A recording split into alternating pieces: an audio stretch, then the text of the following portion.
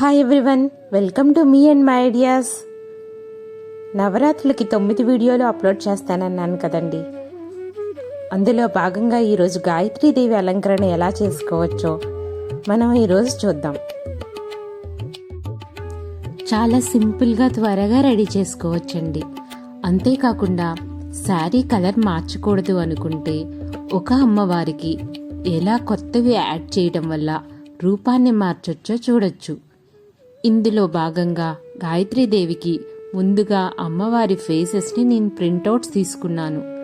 ఆ ప్రింటౌట్స్ని కట్ చేసుకొని ఒక అట్టకు అతికించుకున్నాను.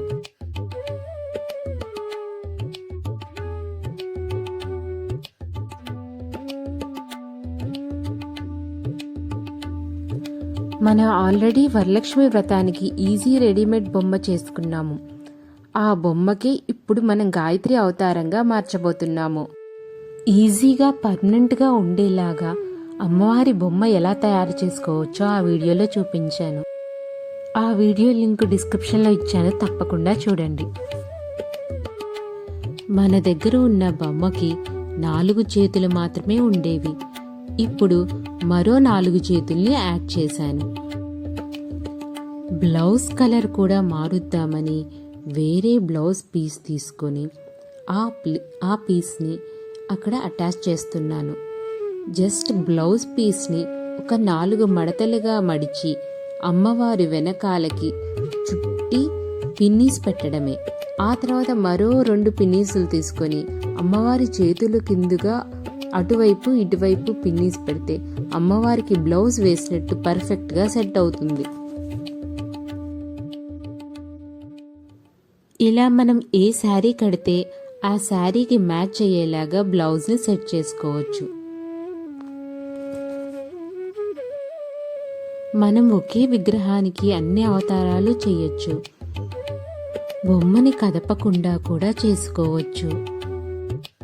ఇక్కడ నేను ఒక్కో అవతారానికి ఒక్కో రకంగా శారీ డ్రైప్ చేయటం చూపించాను.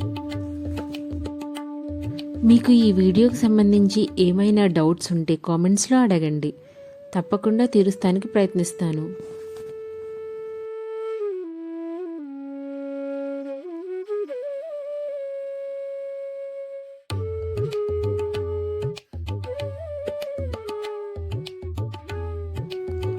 గాయత్రీదేవి అలంకరణకి ఆరెంజ్ కలర్ శారీ తీసుకుంటారు కాబట్టి ఇక్కడ నేను ఆరెంజ్ కలర్ శారీ తీసుకున్నాను.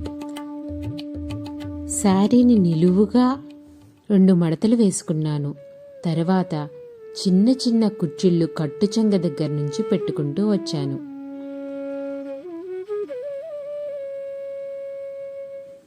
ఇలా మొత్తం శారీని చిన్న కుచ్చిళ్ళు పెట్టుకోవాలి. చివరికి 1.5 మీటర్ వచ్చేంత వరకు ఇలా కుచ్చిళ్ళు పెట్టుకోవాలి. మొత్తం కుచ్చిళ్ళు పెట్టుకున్నాక ఇలా ఉంటుంది. మిగిలిన క్లాత్ వదిలేసిన తర్వాత ఈ కుచ్చిళ్ళన్నిటినీ అమ్మవారి నడుం భాగం దగ్గర పెట్టి టైట్గా ఒక తాడుతో కట్టేసుకోవాలి.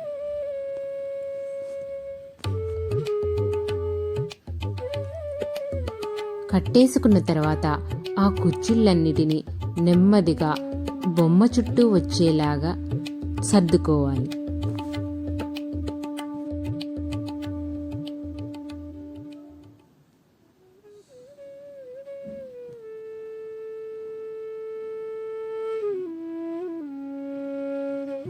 పైన కనిపించే కుచ్చిళ్ళ క్లాత్ని ఆ బ్లౌజ్ పీస్ కిందకి లోపలికి పెట్టేసి మొత్తం సర్దేసుకోవాలి.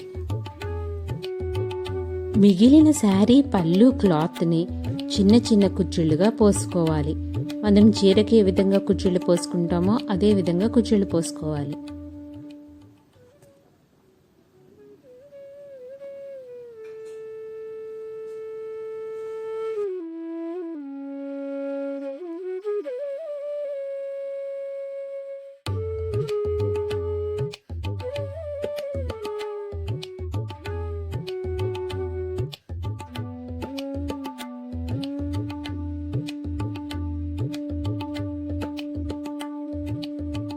ఆ పళ్ళుని అమ్మవారి వెనకాల నుంచి లెఫ్ట్ సైడ్ భుజం మీదుగా తీసుకొచ్చి పళ్ళునంతా నీట్గా సర్ది ఓ తాడుతో గట్టిగా కట్టుకోవాలి.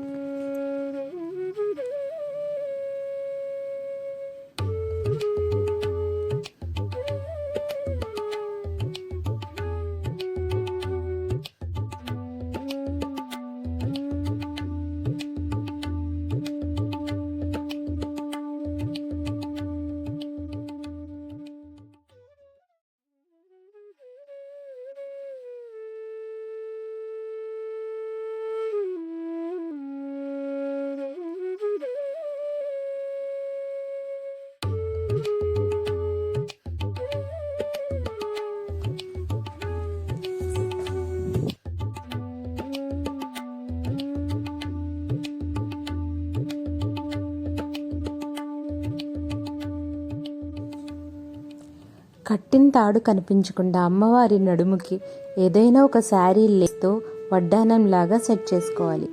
అలాగే కావలసిన నగలన్నీ అలంకరించుకోవాలి.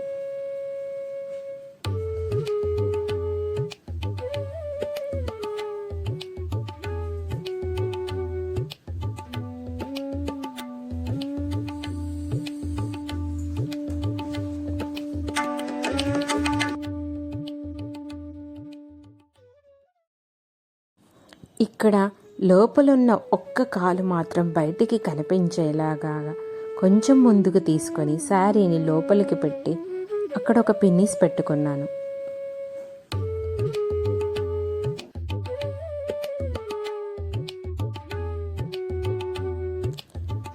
ఇప్పుడు అమ్మవారి ఫేస్ని అట్టక అంటించుకున్నాం కదా, వాటన్నిటిని అమ్మవారి మెయిన్ ఫేస్ వెనకాలకి సెట్ చేసుకోవటమే. అలా అట్ట పెడితే చాలు, సరిపోతుంది. ఇదిగోండి, మొత్తం 5 ఫేసులు కనిపించేలాగా చక్కగా సరిపోయింది.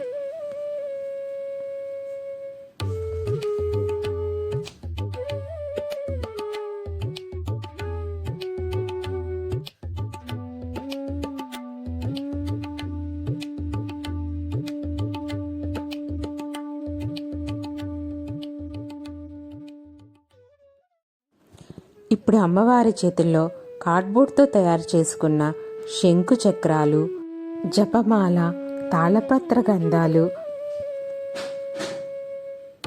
ఇలా అన్ని ఆయుధాలని సెట్ చేశాను.